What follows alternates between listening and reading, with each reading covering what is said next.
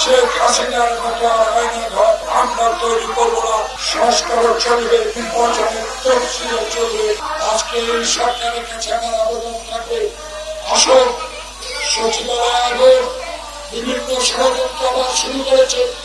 বাংলাদেশের শেখ হাসিনার প্রতাপতারা আবারও বাংলাদেশে বসে বসে শেখ হাসিনার খুন দেন যাচ্ছে। এর বিরুদ্ধে আপনাকে রুখে দাঁড়াতে হবে। বাংলাদেশের মানুষকে স্পষ্ট করে জানিয়ে দিতে হবে শেখ হাসিনার কোন প্রতাপতা বাংলাদেশে আর রাজনীতি করতে পারবে না।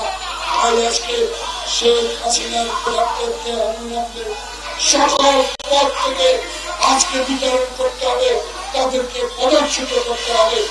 আমি আজকে বাংলাদেশ জাতীয়তাবাদী দল এবং লেবার পার্টির পক্ষ থেকে সরকারকে অনুরোধ জানাবো, দেরি করেন না।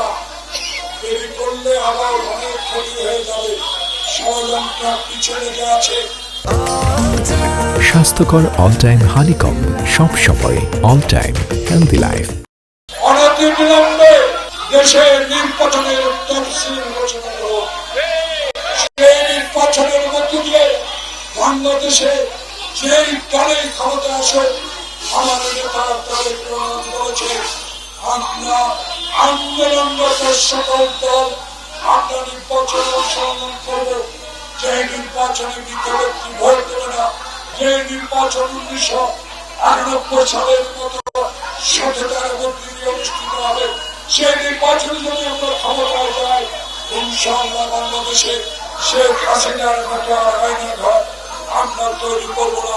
তাই অনতিবিলম্বে দেশে নির্বাচনের ম্যাপ তৈরি করে সকল রাজনৈতিক দলের সাথে আলোচনা করে নির্বাচনের তারিখ ঘোষণা করে সংস্কার চলবে, নির্বাচনের তফসিল চলবে, নির্বাচনের দিনক্ষণ আপনাকে ঘোষণা করা আহ্বান জানিয়ে বাংলাদেশ জাতীয়তাবাদী ইরানের লেবার পার্টিকে ধন্যবাদ জানিয়ে অন্যান্য এইসব দল আজকে ধরাবি এই হত্যাকাণ্ডে তার বিচারের দাবিতে আয়োজন করেছে।